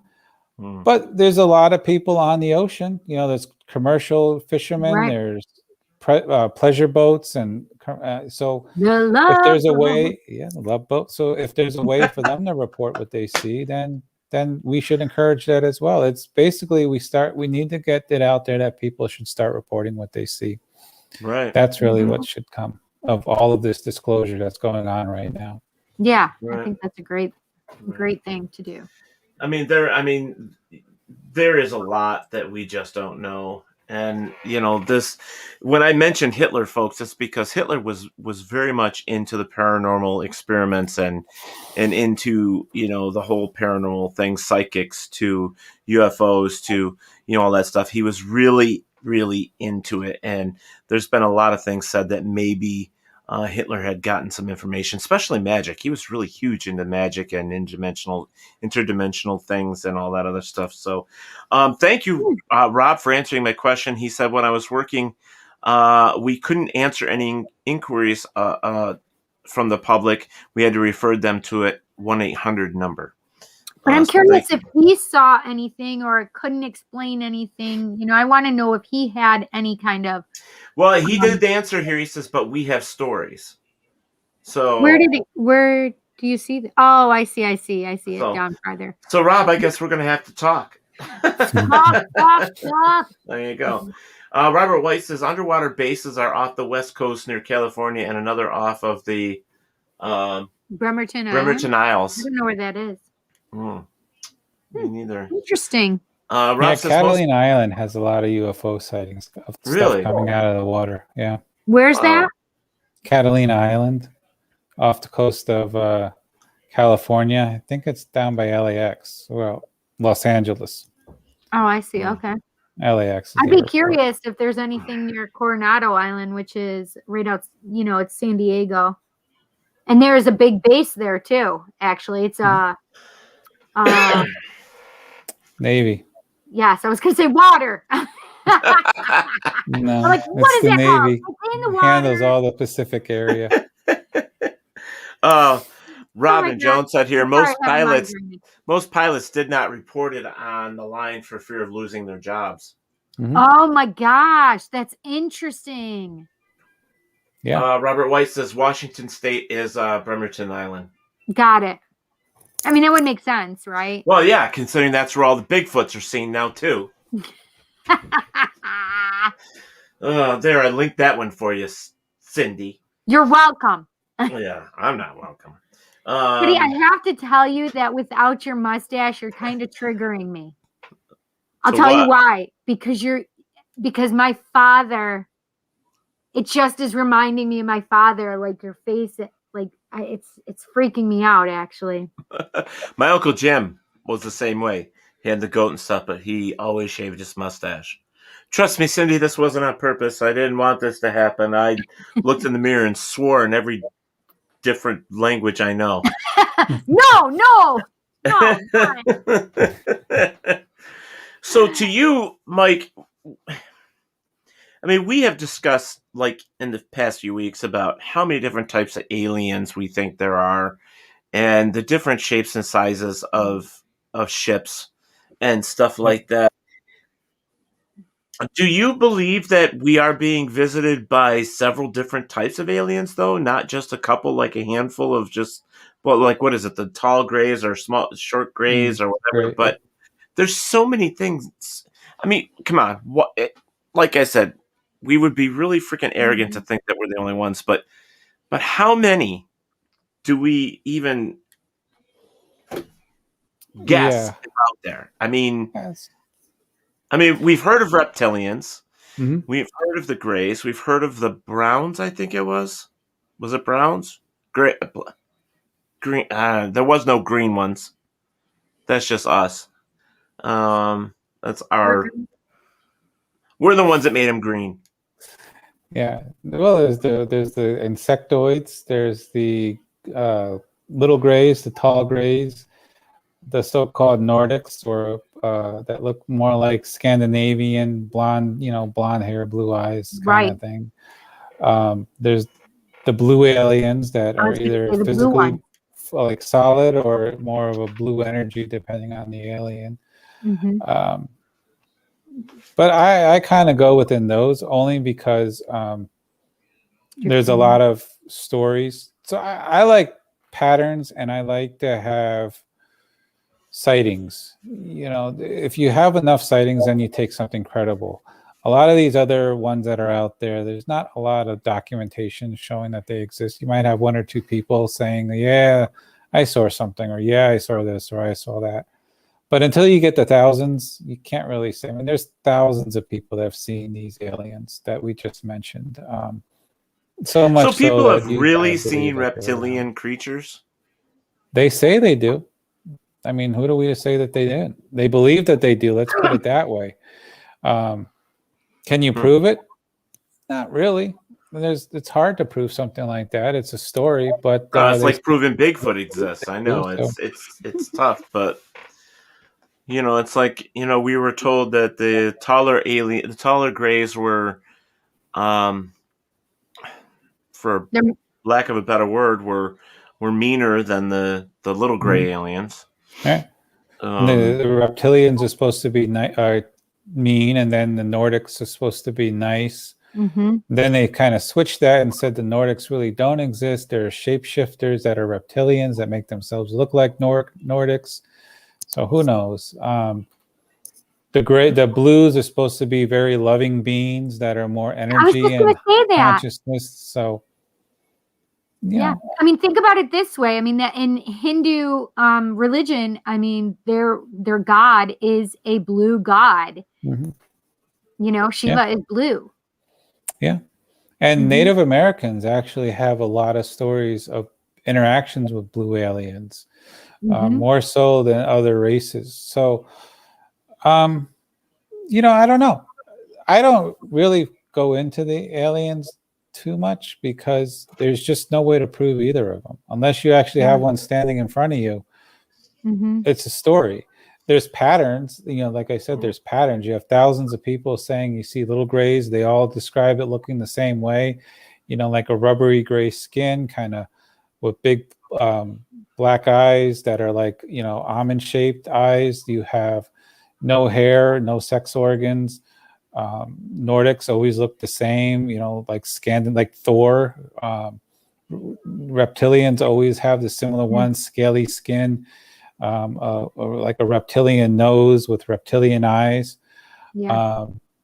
So there's patterns in what people are seeing, and I don't think they're all hoaxing us. It's just too many people that be hoaxing us. But as for the others, I mean, there's literally, you can go on the internet and find like thousands of different alien species, but there's just not enough pattern to show that they exist.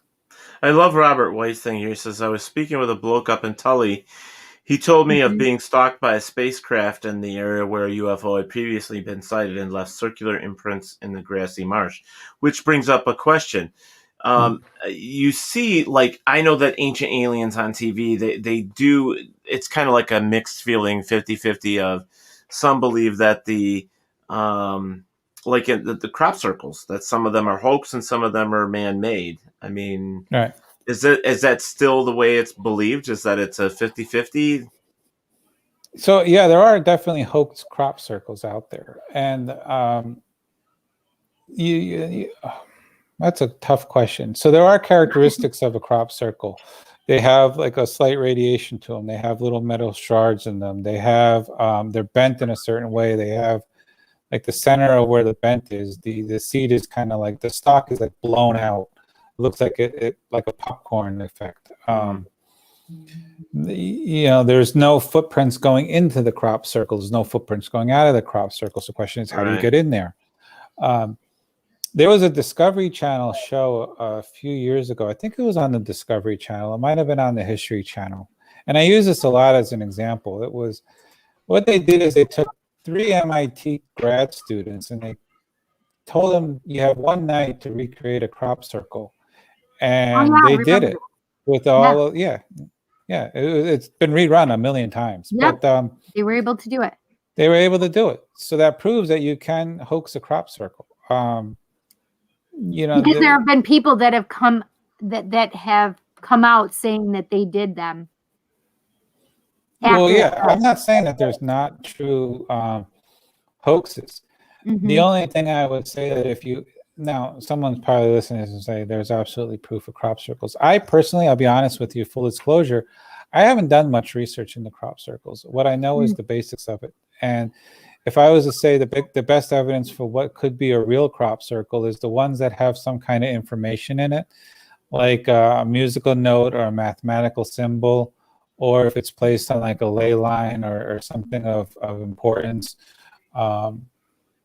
Things like that, I would say, they're probably more interesting that they're not hoaxed. But I don't know. I guess I think it's both. I think that there's true crop circles. I think that there's hoax ones. And clearly, that's not you any can see different. that it's been hoaxed. That's not any different than what Ancient Aliens is saying, and those guys do a lot of research as well. It's right along the same lines. Now, Eric Harrison brings up the question. He says, "What's your opinion of Skinwalker Ranch? Because they do claim a lot." Yeah. So I think there's something wonky about that place. I first read about Skinwalker Ranch, as probably many people have, is through George I've read a lot of Knapp's book. stories. I've read a lot of stories about it too. So, and some of it just seems a little far fetched for me. That's because I'm one of these people that always say I want more. I just can't believe what you're telling me. I need more. Feed me, Seymour. Feed me, Seymour. Well, I mean, so Skinwalker Ranch is weird. Like I said, I first came upon it with, George Knapp's book on Skinwalker Ranch, where he interviewed the ranch family that was living there, and they talk about all their weird encounters and stuff that they experienced. And, it's pretty outlandish, but okay. There is one case, some things in there I've seen other places, like, I read a story about the blue aliens and a Native American who experienced the big wolf that wouldn't die. That's also mentioned in the Skinwalker Ranch book. We've had sightings of blue orbs, and that's mentioned in the ranch book. Now, could they have, so That's the right. other thing that's interesting about the Skinwalker Ranch is that Bob Bigelow bought it. And Bigelow spent a lot of money doing investigations there, and he has not told anybody what he has found at that ranch. And the military... Well, he's still doing ongoing investigations, so I don't think he's just come to a conclusion either, because he's still doing stuff. Skinwalker Ranch anymore. I think it's owned by really? someone else, because there was a TV show before COVID called Skinwalker Ranch, and it was sold to a guy in Utah who was a developer.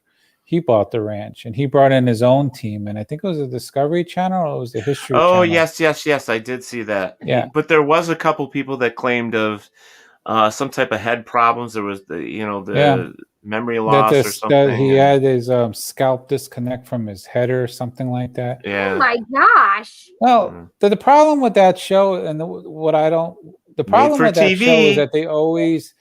It's TV, they're going to hype stuff, but they never really investigate stuff to the fullest. Like, for example, in that show, one thing they found these little bones, and they brought it out for investigation. They found a room, it was sealed off.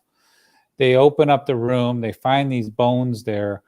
They package them, and they supposedly send them off to a lab, but they never tell you what the results were of the bone analysis. There's another one where, each show they find something interesting, but then the next show they go on to something else. So they never really investigate anything to the fullest. So you kind of wonder, but it is a TV show, so you got to realize that people get bored.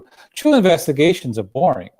True investigations go on for months with a lot of monotony and nothing going on. So you can't have a television show like that. You got to keep the audience engaged, and the only way to do that is every week do something different. So, it's a good show, and Skinwalker Ranch has some wonky things, and something's going on there. I truly believe it. What it is, I don't know. That whole story of the wolf from the one family, I mean, that just blew my mind. Mm-hmm. Yeah. I don't know, Cindy, if you ever heard about it. I haven't. I don't know much about Skinwalker Ranch, but it makes me just want to go there. This would be one of those places, Teddy, that you wouldn't be allowed to tell me anything about. I don't think I would worry about it, because the stories on this place are just so, like he's saying, wonky, and I have to agree. Stories are just... Portal?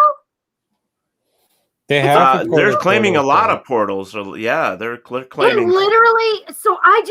like, oh, what would I do if I tuned into Skinwalker Ranch and all of a sudden I saw that it's a huge portal? Well, there are reports of people being like the rancher who originally lived there, and others that are later there, seeing stuff coming out of a portal and going into a portal. It's huge. It's a big portal, though. Do you understand? Mm-hmm. Like, have they? So what they're I'm talking seeing, about, football-sized craft. Feels big. So. Yeah. They're saying that animals come in and out of it and everything else they've had. I literally just in my mind saw this huge, like what we would consider like a mothership, because the size of the house ranch looks so tiny in comparison to this portal. And the ship that came out of it is ginormous. Well, I'm going to tell you this. Maybe I shouldn't be tuning into this, because this is maybe you shouldn't. But the story that really got me was the wolf story. And you know me, Cindy. Eric, I just visited. Yeah, you guys watched me. Me and wolves, and so that was when I first heard about it. I had to know the whole story. Is this Skinwalker Ranch on a desert? Because all I can see, it makes me feel like desert area all around it. Yeah, it's in like the dry lands of Utah. I don't know what they call that in Utah. I was going to say Nevada area even. So if it's Utah, I'll take that too, because they're pretty close together. But I literally feel like I'm in the desert. Like this place is in Nowheresville. Does that make sense? It is. It is in Nowheresville. Well, I probably should stop right now. Yeah. Wait, are there Aaron, salt flats too? there's what? Is there salt flats? Oh, Are I there don't salt know. flats around there? I'm pretty sure there's Sure. probably Salt Lake stuff City like that. has salt flats in Yeah. Utah. Well, Yeah. because they're talking to me right now about salt flats. There's a reason that Skinwalker Ranch is so active, and it has to do with the salt flats. That's what they literally just said to me. Yeah. They there's- literally showed me salt flats, and they were talking to me about that's why it's so active is because of these salt flats. It could be. I mean, we just don't know enough about it. I mean, I'm saying that because I did the research on it as well. Well, Barry's got one now too. He says it ranches next to Messina in northeastern Utah. Northeastern Utah. Okay, you know Robert White and his research. so Skinwalker I wanna- Ranch, also known as Sherman Ranch, is a property located on approximately 512 acres southeast of Ballard, Utah, that is reputed to be the site of paranormal and UFO-related activities. Its name is taken from the Skinwalker of Navajo legends concerning vengeful shaman. So, you know, Robert, he likes to dig shit up, but he's gonna tell you stuff. But I can tell you from my research, just reading and listening to stories and stuff, that there is a lot of claims, and there at a time there was some UFO researchers out there, and they were at night they were constantly looking at the stars and stuff like that, and they actually claimed to have seen, such things as UFOs. There's also the story, as I keep trying to come back to the wolf story, that the wolf could not be killed. The guy had shot him with a pistol, then he shot him with a shotgun, and the wolf just stood there and looked at him. Yep. That's it. That's true. Didn't die. Nope. So, and... Because they didn't use a silver bullet. Come on. So, there's a lot of stories. I mean, and they made it famous. That's what happened. Yeah. Whoever started this whole thing, whether it be the beginning with the Sherman people that began there with the ranch, or whatever, however it started. Yes, it was a dire wolf. It's just, we don't know, and we'll never know. And the people that own the place, unless you got that kind of money, and I'm sure it's not a cheap place to own. I'm pretty sure there's some major money needed for it. I think security alone would cost you a lot of money. I was thinking that in my head. Robert, I have 2 words for you. Bad wolf. Hungry like the wolf. Hungry like the wolf. Well, I just made the comment. He knows the reference, Bad Wolf. He knows the reference. But that's one place that I would, if on my, what do they call that? On my bucket list? Bucket list, yeah, would be there. I mean, because of everything that's said. But there's still stories connected to Atlantis being a part of UFO sure. stuff as well. Yeah. I mean, where it is, no one knows. Right. And we have to consider that the majority of things that are unknown, that we have not been able to explain, could very well all be connected to UFOs. Yeah. We don't know. I mean, now that Cindy's convinced that Bigfoot and UFOs go together, I mean, what the hell? So Mothman could be, and and I'm channeling stuff from the ranch now. You're welcome. No. I don't want to know about motherships coming out of a freaking portal. There are movies. It was ginormous. But there are stories that people look at, like one of the very first stories of UFO encounters that really got me interested was Close Encounters of the Third Kind. Oh, yeah. And that movie just amazed me. Scared the shit out of me the first time I saw it, because I was afraid of the alien, contact. But after that, when, the older I got and I rewatched it, and then of course E.T. and, all that other stuff. But then, ID4 came out and all this stuff. And it's like, you have to stop and think, where do these ideas come from? Somebody's Well, getting them third for close some encounters reason. of the third kind. Some say that it's based off of Project Serpo, which is so that would mean kind of what you were mentioning earlier, how something real. Steven Spielberg was told or got a hold of this information of Project Serpo and incorporated that into the movie. Right.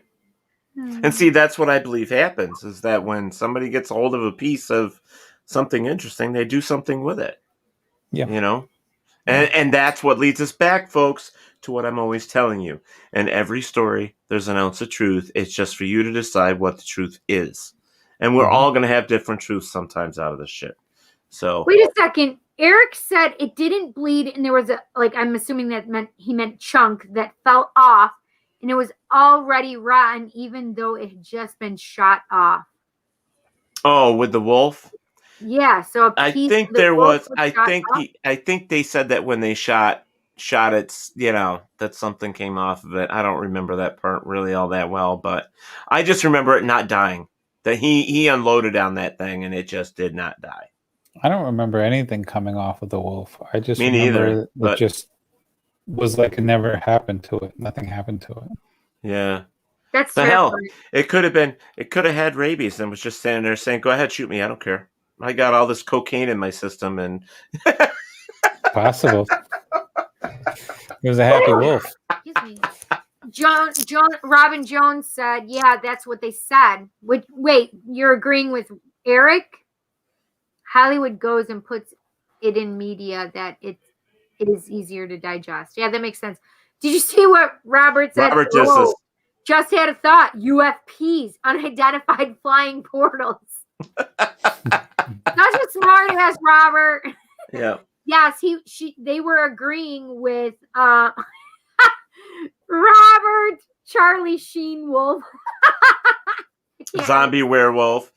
God, So Robert, you're too much. You're too much. That they were agreeing with what Eric had said. Well, now Bermuda Triangle, like this, Robert brought that up. Now, that's funny that you're saying that because the stories with Bermuda Triangle could very well be a part of this as well because, you know, instrumentation goes crazy.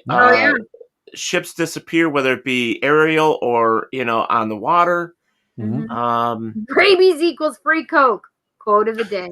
Well, the thing about the Bermuda Triangle is a lot of times they report those that don't disappear, that is, report seeing a fog around them or a mist. Right. So, and then there is like disorientation, a vertigo feeling, all could be experienced by a portal. So it's possible. Yeah. It makes sense. Really If they disappear, a lot of these things never are found. So And I think too that's the whole thing about paranormal, which engulfs it all, is that the whole reason it's unknown, or unexplained, or paranormal is because we just don't know. It's just it's just stories that are collected. It's just what we call evidence, which is really just usually a one person, you know, story. Unless you can collaborate half of it or even validate some of the stuff, it's always going to stay unexplained. That though, right? Yeah, you can corroborate. Yeah, it's always going to stay that way until, well, we're able to come up with a device or something that's able to diagnose what the actual is really happening, or something that can track it. You know, that's it, Robert. Take one of your birds and train your birds how to sniff out UFOs. It says Steve had said something earlier about how he can get the birds to come to him or something. He said, I watched it. Robert puts his arm up and there's all these birds. They just come to him and land on his arm. These tropical parrots, little parrots, and they just come to Robert. It's crazy. Yeah, it's nuts. Robert also is saying misty concealment. What if the mist is a cleaning system for those about to enter? Oh my gosh, that's... Oh my God. No, but think about it. It could be a decontamination thing, right? Why? I mean, pirate ships and airplanes and... Well, they had to decontaminate those pirates, for God's sake. They probably had lice. Whatever. But all I'm saying is that there are reasons why this stuff happens out there, and which I found interesting was that Mike and his team uses a EMF detector, which is one of the basic products cool. that it's one of the basic products that even ghost hunters use is your EMF detector, even though. But think about it this way. I mean, when they would check, I mean, we had to know that they are using those because they definitely are checking for radiation. Why wouldn't they check for energy spikes? Well, right? Electromagnetic fields, yes, of course. Spikes. Right. Right. I mean, that makes sense. It makes complete sense to me. So I don't know. I think it's amazing that that we're still not in a. I mean, we're getting more information. We're hearing more stories. Just to wrap this up because we only have a couple minutes left. Oh my God! Put the last comment up right there. Steve Barry's comment, not that one. Oh, right this there. one. Yeah. Robert White and Steve Barry should have a show. Yes, and then now you can do the second one. Nothing in common but twisted minds and six senses of humor. There you go. You gotta love it. Cloaking devices would put out a lot of generated energies. Yeah, that's true. So he said. So I learned today that ET could be an interdimensional Bigfoot, or not. It is. Here's the thing, guys. Wrapping this up, and it's amazing that in 2021 we're still hearing the government, backtrack on some things, but at least they're opening up a little more to things that the majority of the population already believes, that UFOs exist, that aliens exist, and we're ready to know the truth. Unfortunately, I think the government's going to keep backpedaling until they're satisfied with everything that they're taking out of it. Because, hell, we know that they've taken UFO craft. We know that, especially conspiracy theorists. Technology. Come on. There's a lot of people out there believe that they're taking and learning from the aliens and the UFO stuff. So, I mean, why else are we progressing in certain areas? Who knows? Is it true? Who knows? I sit here and I think every day that I would love for Bigfoot to be real. And on the same note, I'm thinking, no, I don't ever want to be probed. I don't ever want to be taken into an alien ship. So we'll leave it at that. Robert Way says the government doesn't want lawsuits about the abductees. Steve Barry says, be aware the government discusses using fake alien invasion to the herald in the One World Order. I'm going to say something to you, Steve. There's a lot of movies out there that people have taken where they go that route, that it's like that. It's a One World Order and blah, blah, blah. Take it or leave it. That's up to you guys, And Steve also says, buy me a beer and prove away. All I'm saying is that I'm this guy that sits here and still says, I want more. I can't believe your story unless I have more. And will we ever get that information? Who knows? We can just sit here and keep speculating and talking to the people that have information, hoping that one day we'll all be able to sit here and say, do you remember that conversation we had 15 years ago? Well, look what happened. We now got our information. And where does it put us? Who knows? We might be interviewing an alien next year. You never know. So, Cindy might actually be an alien, just so everybody knows. Just maybe. So, it's fine. But, Mike, I want to put this out to you. If anybody has an alien, rude. I'm sorry. My son is rude. No, my son is rude. Okay, if anybody has an alien abduction or sees a UFO, what should they do? They should fill out a sighting report. So first they should call MUFON or get a hold of MUFON. They can go to our website. Just go. It's mufonct.com. Just go to our website. It'll link you over to the main page to do a sighting report. The sighting reports, documenting it is the most important thing. We need the data. We need to show the patterns. So document it. You won't be ridiculed. You won't be laughed at because you're talking to people that already believe you. They already believe in aliens. They already believe in abductions. So report it to us, and we'll investigate it.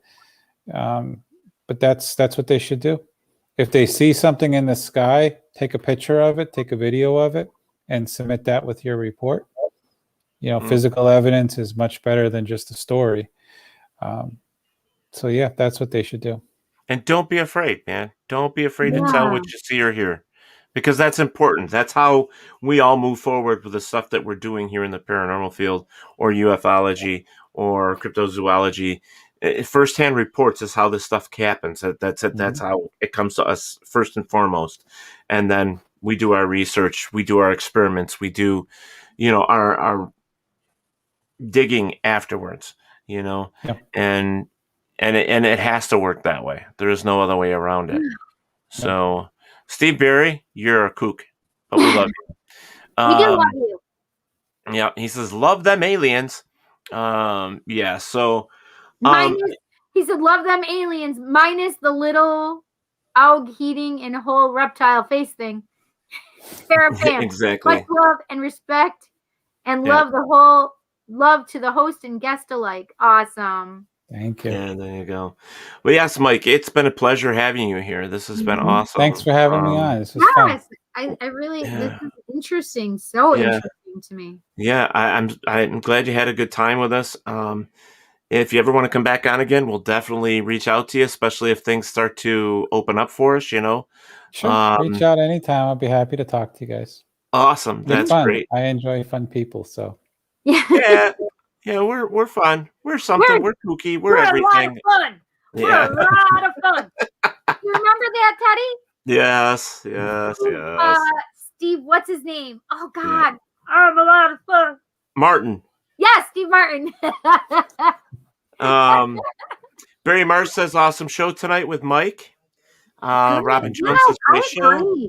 So, I'm digging all the UFO stuff we've been doing lately, man. Yeah, you know what? For some reason, it just felt right to do UFO stuff because there's been so much in the media that there's got to be people out there wondering if it the same stuff we are. You know what I mean? So not only that, I mean, how many of them are really wanting to reach out but thinking they're kooks and just don't want to say anything? I mean, I know that I hadn't said anything until we started having guests on where I felt comfortable enough to say stuff. Right.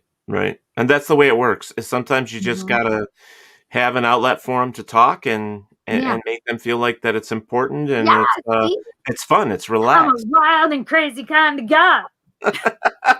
Gal. All right, Cindy, real quick because we gotta get out of here. What you got coming up? Anything special? Oh my gosh, I definitely have something special besides Tarot Tuesday, which begins at 7 p.m. Eastern Daylight Time, whichever, it's Eastern Time. Thursday is, and that's with Psycho Bunny Death Cult and she's killing me, folks. Cindy and the Psychic Cindy. And then on Thursday at 8 p.m. Eastern Time is my podcast, Just Cindy. But hold on to your britches for this one. It is Friday at 9 p.m. Eastern Standard Time. We are doing Cindy's 50th birthday celebration. Nice. My birthday is on Easter Sunday, and I will turn the big 50, but we're going to have lots of fun on Friday for my birthday. So come and see. We're going to do tarot cards. We're going to do laughing. We're going to just have fun. So that's perfect. That's the way a birthday should be. That's right. Unless you want strippers, and then it's going to cost money, and I'm broke. Sorry. Will you give me some boys? So, guys, this is my week. This is what's happening for me. Wednesday is the day, like I said earlier on today, that is the Clash of the Kaiju. That is the Godzilla versus King Kong movie that's being released on Wednesday. And we're so excited. We've been waiting for that. And what time is that again? I don't know what time it's being released. All I know is that it's being released on Wednesday. Okay. I'm hoping maybe 12:01 a.m. I'm hoping it's early because I do have to work Wednesday night. So I'm hoping that it's early so that I can catch it before I go to work, and also because my godson wants to come and watch the movie with me. He's going to bring all of his Godzillas with him, and he wants to root on Godzilla. and I can't wait to share that with them. Yeah, it's just great. It's just great. But here's that thing for it one more time: the King and the God, Clash of the Kaiju. The discussion and review of Godzilla vs. King Kong is April 3rd at 9 p.m. Saturday myself, at 9 p.m. Eastern Standard Time. Eastern Standard Time.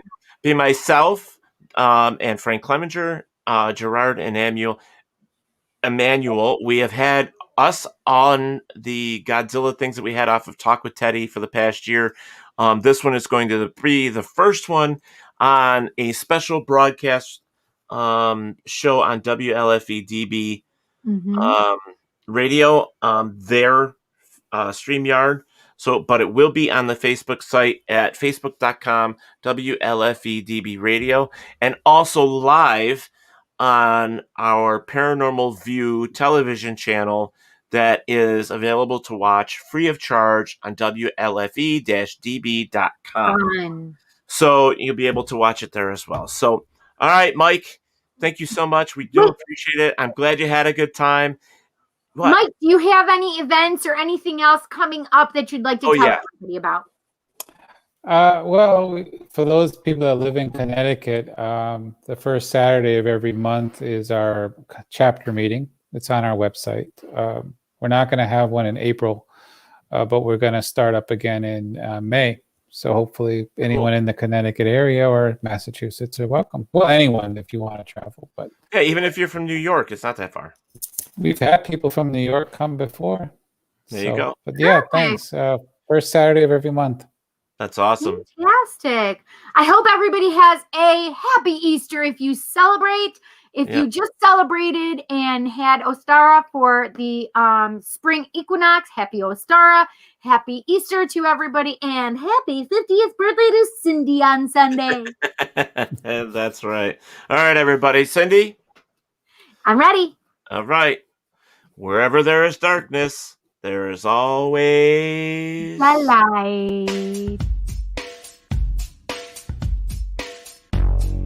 Thank you for listening to Paratalk Radio with Ted Wolf and Psychic Cindy. Catch us next Monday for another fantastic guest. Please check out our show as well as others on the WLFE DB Radio Network. And remember, like, follow, and share with everyone.